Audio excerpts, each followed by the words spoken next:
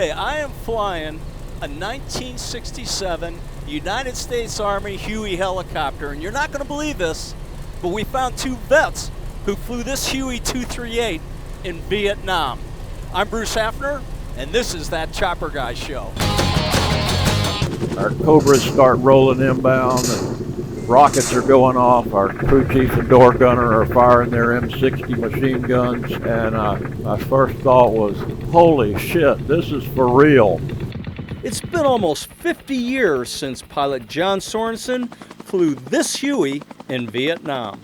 Right now I feel like I'm back home. It's a very comfortable feeling in flying the Huey. As young men fighting in the war, who knew that they'd still be friends 50 years later and flying their old Huey? Every day I flew with a different aircraft commander, and each one of them taught me something different. And that's kind of what helped me stay alive, I feel, for the year I was there. Roger. 3217. Their air cav unit would launch 13 helicopters, 4 Hueys, call sign Long Knife, 4 Hughes Loaches called War Wagons, and 4 Cobra gunships known as the Crusaders. And above it all, another Huey as command and control. Oddly enough, one of the best years of my life. And I say that not because of flying, but because of the people that I was able to fly with. We'd be out on the flight line every morning, pre-flighting the aircraft, and you look around and you knew those 19-year-olds would put their life on the line for you every single day. The comforting part is I would do that for them also. We were there for each other.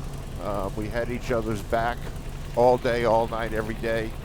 And there was just a great camaraderie between the air crews. Now, flying helicopters is a fantastic experience, but quite a different story when people are shooting at you. The first time is the worst because you don't know what to expect. All of our insertions into landing zones was a formation, and you were just concentrating on the aircraft in front of you, listening to what was going on the radio, and you kind of blocked out everything else as much as you could. This restored air cav Huey is owned by the Mid-America Flight Museum, and it was a privilege to fly with these veterans. Thankfully, crew chief and door gunner David Riley is still alive after being shot down 3 times in this Huey. And we are grateful because David is our historian for Huey 238. A lot like coming home. It's after 47 years, it's amazing how much it comes right back to you. And while flying Huey 238, other memories came rushing back to Tom and John, mostly the honor of their unit. And those in the air cav are proud to say, If you ain't cav, you ain't shit. you have to admit, that is a great motto, right? Absolutely. Hey, I got to introduce my buddy, Scott Glover. Scott, thanks a lot for letting us fly your Huey. Tell folks about your Mid-America Flight Museum here in Mount Pleasant, Texas. Well, thank you, Bruce. We got about 65 flyable aircraft that we keep operating. Our goal is really to keep them running, keep them flying, and honor the veterans that flew them. Hey, Scott, thanks a lot for letting us fly your Huey, talking about your museum. You gonna be on some future shows here? Man, I sure hope so, and I'm looking forward to it, Bruce. This has been a lot of fun. Oh man, thank you, bud. You know, in my 25-year career as a television pilot reporter in Phoenix, Arizona for TV3, I saw a lot of crazy stuff at 800 feet above the ground every day.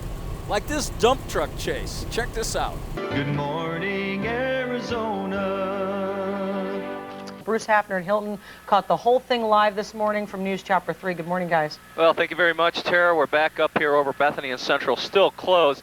Let's show you what it looked like this morning. It started out, here's how it ended, actually, a dump truck northbound running a red light. Just, oh, God. Somebody jumps out of that truck, the driver of that truck, a white male reportedly, jumps out of the truck, starts to take off. A citizen comes out of nowhere, something in his hand, pins the guy up against one of those electrical boxes. Look at him. Pins him up against the electrical box. By then, the police officers were able to get there and take that suspect into custody.